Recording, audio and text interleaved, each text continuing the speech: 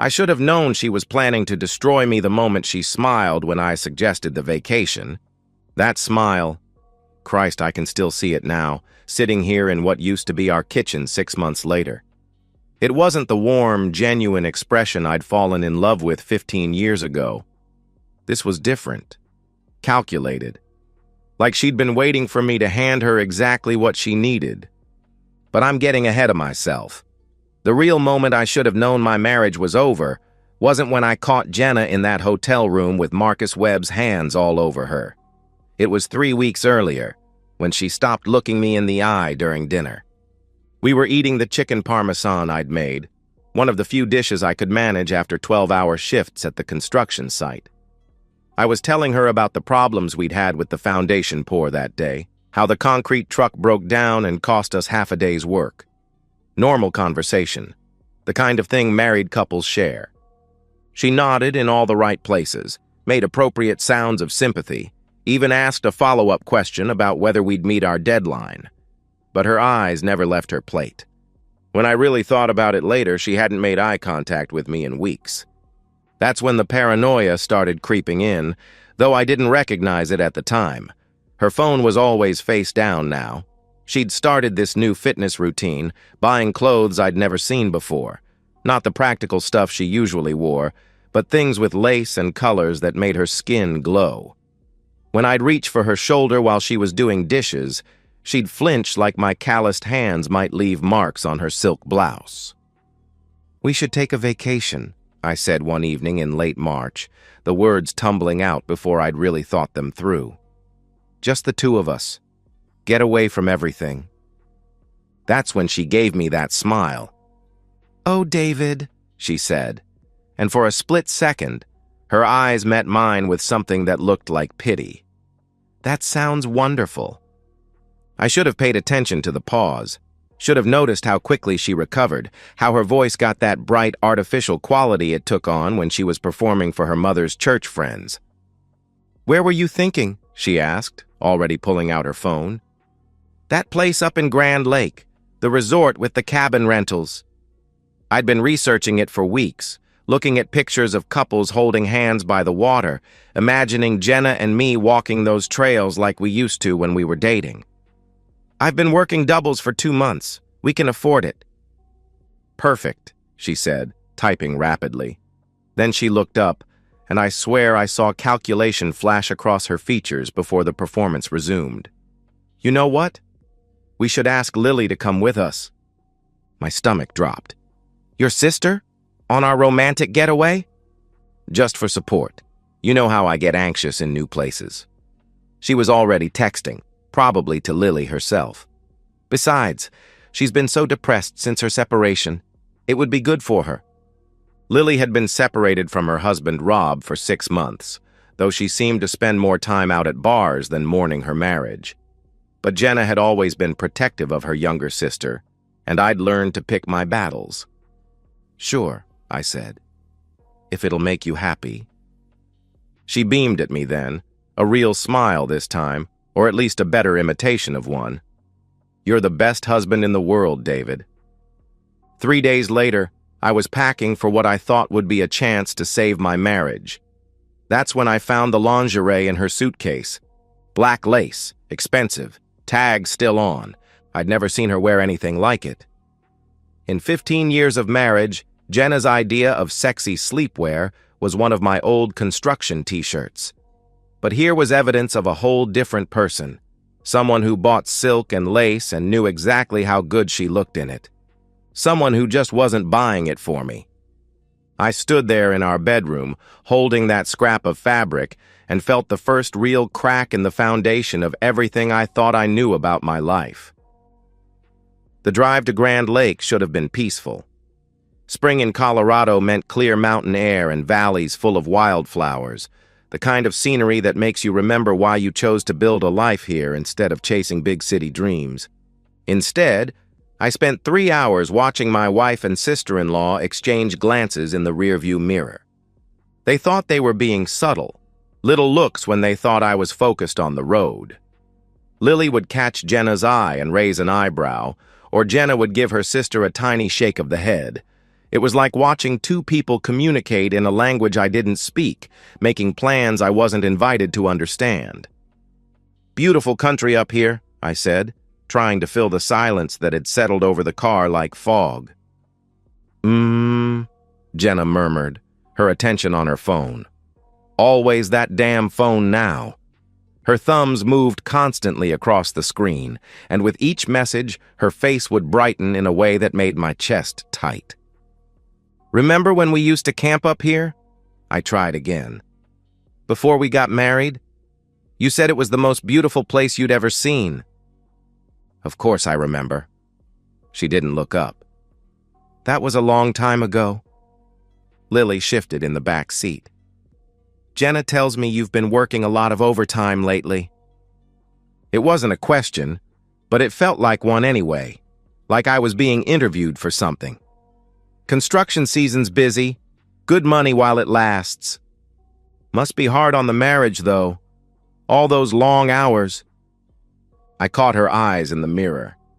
There was something almost predatory in her expression, like she was probing for weak spots. "We manage fine."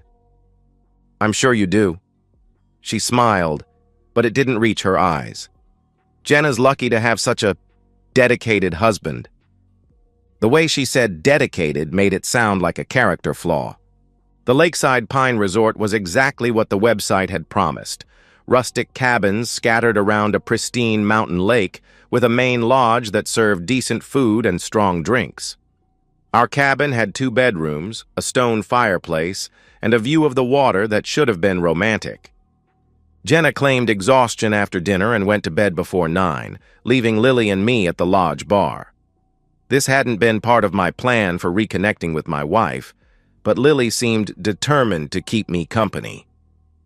"She's been under a lot of stress lately," Lily said, nursing her 3rd gin and tonic. The alcohol was making her talkative, less careful with her words. "What kind of stress?" I asked, though I wasn't sure I wanted to know the answer. "Oh, you know, work stuff, family stuff." She waved her hand vaguely. "Sometimes a woman just needs space to figure things out." "Figure what out?" I asked. Lily's eyes went wide, like she'd said more than she meant to. "Nothing specific, just life, you know? Sometimes you reach a point where you have to make some hard choices about what you really want." The words hit me like a punch to the gut, but I kept my expression neutral. 15 years of managing construction crews had taught me not to react until I had all the information. "Hard choices," I repeated. "I've said too much." She finished her drink in one gulp. "Forget I said anything. I'm drunk and talking nonsense." But she wasn't drunk enough to be careless by accident. Everything about this conversation felt rehearsed, like she was testing how much I suspected, how much I might already know. The next morning at breakfast, Jenna was glued to her phone again. Every ping of a new message made her face light up like Christmas morning, the kind of pure joy I hadn't seen from her in months. "Digital detox day," I suggested, trying to sound casual. "Let's leave the phones in the room and just enjoy being here." Both women immediately objected. "I need to stay available for work," Jenna said. "What if there's an emergency?" Lily added. "It's Saturday," I pointed out. "Emergencies don't follow the calendar," Jenna snapped, then caught herself and softened her tone. "I just feel better knowing I can be reached if needed." That afternoon by the pool, everything came to a head. Jenna excused herself to make a phone call, claiming she needed to check on something important. I watched her walk toward our cabin with her phone pressed to her ear. But something about her body language was wrong. The way she moved, the expression on her face. This wasn't a business call or even a casual conversation with a friend. This was intimate, secretive. In her nervousness and the heat of the moment, Jenna had forgotten to maintain her usual careful deception. I made my decision right there by the pool, with Lily desperately trying to distract me with spilled drinks and inappropriate flirting. I was going back to that cabin, and I was going to find out exactly what kind of call required that much privacy. Some foundations can't be repaired. Sometimes you have to tear everything down and start over. The cabin door was ajar. Such a small detail, but it stopped me cold on the wooden steps. In 15 years of marriage, Jenna had never left a door unlocked, let alone standing open. She was obsessive about security, the kind of woman who checked the deadbolt 3 times before bed. But there it was, our supposed sanctuary cracked open like an invitation, or maybe like a wound that couldn't quite heal shut. I pulled out my phone and started recording before I took another step. Some instinct born from years of documenting construction defects and insurance claims kicked in. Whatever was about to happen, I'd need proof. The voices hit me first. Jenna's laugh, breathy and wild in a way I hadn't heard since our honeymoon. Then a man's voice, low and confident, saying things that made my hands shake as I held the phone steady. "God, I've missed you," the voice said. 2 weeks felt like forever. "I know, baby. But we had to be careful. David's been watching me more closely lately." David. My own name, spoken like a problem to be managed. I moved closer to the partially open bedroom door, keeping the phone aimed through the gap. The image on the screen was small but clear enough. My wife of 15 years tangled up with Marcus Webb, the smooth-talking regional sales manager from the Lexus dealership where she'd bought her car last month. Marcus Webb, all polished charm and expensive suits, the kind of man who smelled like cologne and made promises about luxury that my honest paycheck could never deliver. Everything I wasn't, refined, well-dressed, and apparently convinced that other men's wives were just another commodity to be acquired. "When are you going to tell him?" Marcus asked, his hands moving through her hair like he owned her. "Soon," Jenna whispered. "I just need to get everything in place first. The accounts, the lawyer, all of it. He can't know until I'm ready." "You've been saying soon for months." "I know, but you don't understand David like I do. He seems harmless, but when he's angry..." She shuddered, and I realized she was setting up a narrative, playing the victim before she'd even struck the blow. "He's never hurt you, has he?" "Not physically, but the emotional manipulation, the way he makes me feel guilty for wanting more than this life he's trapped me in." Her voice broke with practiced vulnerability. "Sometimes I think he does it on purpose. Keeps me isolated so I'll be dependent on him." I almost laughed at the cruel irony. She was describing exactly what she'd been doing to me for months, the emotional manipulation, the guilt, the isolation. But she was painting herself as the victim of her own tactics. They kept talking, but I'd heard enough. The recording was 3 minutes long and contained everything I needed: proof of the affair, evidence of her plan to divorce me while claiming abuse, and enough detail about their timeline to establish that this wasn't some recent mistake, but a calculated campaign. I backed away from the door as quietly as I'd approached. My phone showed 17 missed calls and 43 text messages, all from Jenna and Lily wondering where I was, demanding I answer, growing increasingly frantic as they realized their carefully orchestrated deception was falling apart. The drive home took 4 hours. 4 hours of ignoring the constant buzz of my phone, 4 hours of watching the mountains give way to plains, 4 hours of planning what came next. By the time I reached our neighborhood, I wasn't the same man who'd packed hopefully for a romantic getaway 3 days earlier. That man had believed in redemption, in the possibility that love could overcome any obstacle if you just tried hard enough. This man understood that some people mistake kindness for weakness, loyalty for stupidity, and love for leverage. I stopped at Home Depot first. New locks, heavy-duty deadbolts, the kind that couldn't be picked or bypassed with a credit card. While I was there, I bought a small fireproof safe for important documents. Then I stopped at Office Depot for cloud storage backup drives and printed copies of the recording. By the time I got home, I'd already researched 3 divorce attorneys who specialized in adultery cases, forwarded the video to my personal email account from 3 different addresses, and made a list of everyone who needed to see what Jenna and Marcus thought they'd hidden. The house felt different when I walked in. Smaller somehow. Like learning the truth had changed the fundamental architecture of the place where I'd thought I was building a life. But foundations can be rebuilt. Sometimes that's the only choice you have. My garage had always been my sanctuary, the one place in the house where everything had its purpose and nothing was there just for show. Now it became something more, a command center for systematic justice. I'd cleared off my workbench and spread out everything like blueprints for a new construction project, printed copies of the recording transcript, financial statements going back 2 years, phone records I'd subpoenaed through Amanda Reeves, the divorce attorney who specialized in high-conflict infidelity cases. "Most men in your situation want blood," Amanda had said during our first meeting, reviewing the evidence with the clinical detachment of a surgeon examining X-rays.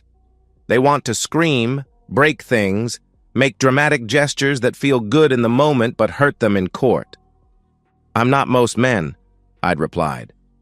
"No, you're not." She'd smiled then, the kind of expression a general might wear when surveying a battlefield. "That's why we're going to destroy them completely." The investigation had revealed the scope of Jenna's betrayal went far beyond sex in hotel rooms. She'd been planning her escape for months, systematically moving money to accounts I didn't know existed. Small amounts at first, $200 here, $500 there, but it added up to nearly $15,000 of our savings. More damaging was what I'd learned about her campaign to poison our social circle against me. Phone records showed dozens of calls to her mother, her sister, even my own brother, spreading carefully crafted lies about my behavior. How I was becoming controlling and paranoid. How she was scared to leave because of what I might do. The genius of it was how she'd used my own personality against me. My natural privacy, my tendency to work through problems internally rather than broadcasting them to friends and family. She'd twisted these traits into evidence of something sinister. "She's been building her victim narrative for months," Amanda explained, showing me text message chains she'd obtained through discovery. "Classic manipulation playbook.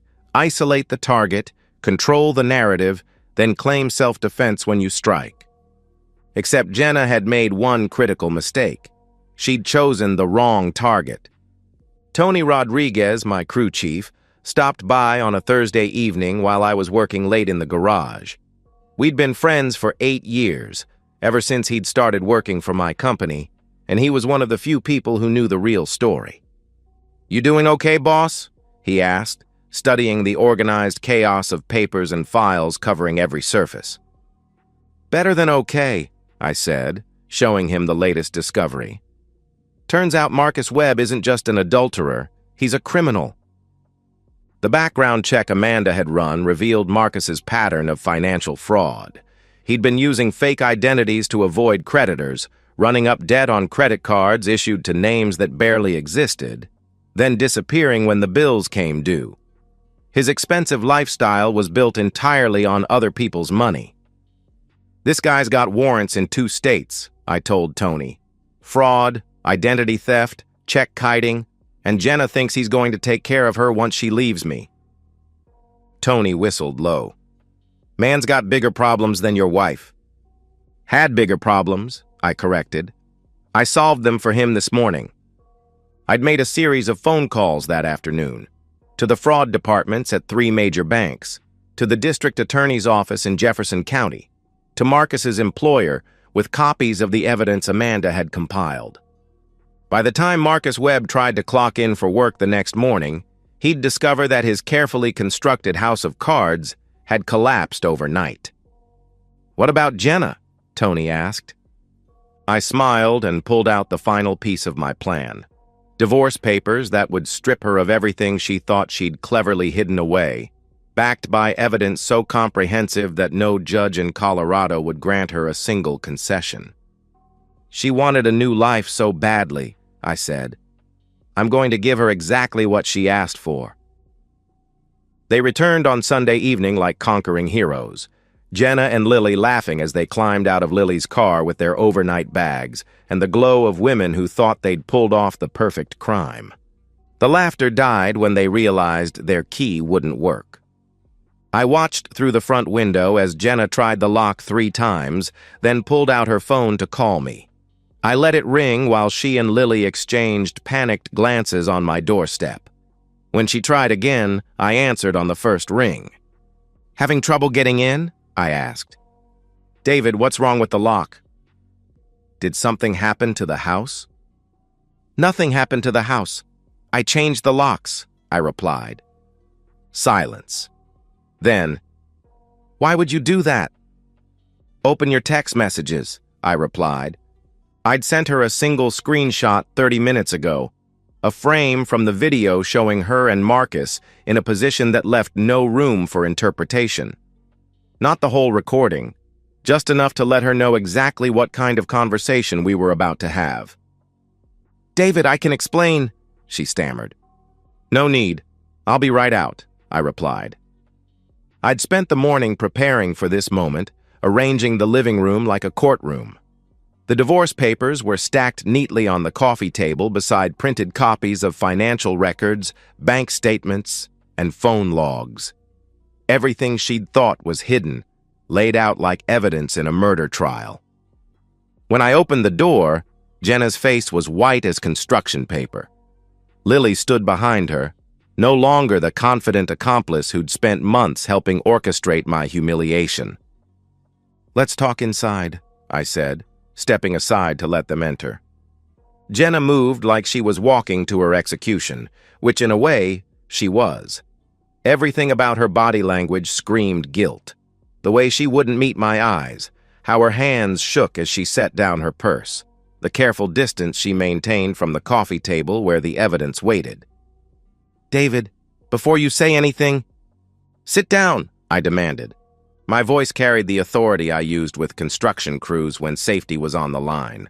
No negotiation, no discussion, just compliance or consequences. She sat. "We need to discuss the divorce," I said, settling into the chair across from her like we were negotiating a business contract. "I've made this as simple as possible." The papers I handed her were comprehensive. No alimony, no claim to the house, no access to retirement accounts she'd never contributed to. Just a clean separation that would leave her with exactly what she'd brought to the marriage 15 years ago. Nothing. "You can't be serious," she whispered, scanning the terms. "Half of everything is mine by law." "Read the next page," I replied. The adultery clause was beautifully written, thanks to Amanda's expertise. In Colorado, infidelity doesn't automatically void marital property rights, but it can be used to justify an unequal distribution when combined with financial misconduct. Jenna's secret accounts, her months of lies, her systematic campaign to destroy my reputation, all of it documented and ready for court. "There's no way you can prove any of this," Lily said, finally finding her voice. I pulled out my phone and pressed play. Jenna's voice filled the room, talking about getting everything in place while describing me as emotionally manipulative. Marcus's voice responding with intimate details about their affair. 3 minutes of crystal-clear evidence that would make any trial a formality. Jenna's face crumpled like a demolished building. "David, please. We can work this out. It was a mistake. It didn't mean anything." "It meant everything," I said quietly. "It meant you've been planning to destroy me for months. It meant you've been poisoning everyone we know against me. It meant every day for the past year has been a lie." The front door opened before she could respond. I'd given a key to one more person who needed to hear this conversation. Jenna's mother, Carol, who'd spent 15 years treating me like a disappointing son-in-law who wasn't quite good enough for her precious daughter. Carol walked in prepared to defend Jenna, her mouth already open to deliver whatever lecture she'd rehearsed about my responsibilities as a husband. Instead, she heard her daughter's recorded voice describing how she'd manipulated our marriage while planning my destruction. The silence that followed was absolute. Carol looked at Jenna like she was seeing a stranger. How could you do this to him? To us? Mom, it's not what it sounds like. It's exactly what it sounds like. Carol's voice was hollow. I raised you better than this. 20 minutes later, they were gone. All of them. Even Lily had nothing to say as they loaded their shame into the car and drove away from the house where I'd thought we were building something permanent. I stood in my doorway and watched their taillights disappear, feeling lighter than I had in months. 6 months later, I stood on the foundation of a new house in Highlands Ranch, watching my crew prepare for the concrete pour. The October morning was crisp and clear, the kind of Colorado day that makes you grateful to be alive and working with your hands. Looks good, boss, Tony said, checking the forms one final time. This one's going to last forever. That's the plan. The foundation is everything in construction. Get it right, and the house will stand for generations. Cut corners, ignore the engineering, build on unstable ground, and eventually everything comes crashing down. It's a lesson that applies to more than just construction. Jenna's life had collapsed exactly as I'd predicted. The divorce was final within 3 months. She'd signed everything without contest once she realized fighting would only expose more of her lies to public scrutiny. Marcus Webb's legal troubles had multiplied exponentially. He was currently serving 18 months for financial fraud, and his wife had taken him for everything in their divorce. Lily's marriage hadn't survived the revelation of her role in the deception. Rob had filed for divorce as soon as he learned she'd been helping orchestrate affairs instead of working on her own relationship. The sisters were closer than ever now, bonded by mutual destruction and diminished prospects. I hadn't seen any of them since that final confrontation in my living room, though Jenna had tried to contact me twice. Once through a mutual friend, asking if we could talk things through like adults. Once directly, 3 weeks ago, with a text message that simply said, I was wrong about everything. Can we try again? My response had been brief. You wanted a vacation from our marriage. Enjoy the permanent one. The house was quiet now, peaceful in a way it hadn't been for years. I'd kept it exactly as it was, not from sentiment but from practicality. The mortgage was manageable on my income alone, the neighborhood was good, and I'd invested too much work in the renovations to walk away. Some evenings I sat on the deck I'd built by hand, drinking beer with Tony and the crew, talking about work and sports and everything except relationships. These men had stood by me when my marriage imploded, offering the kind of loyalty that can't be bought or manipulated.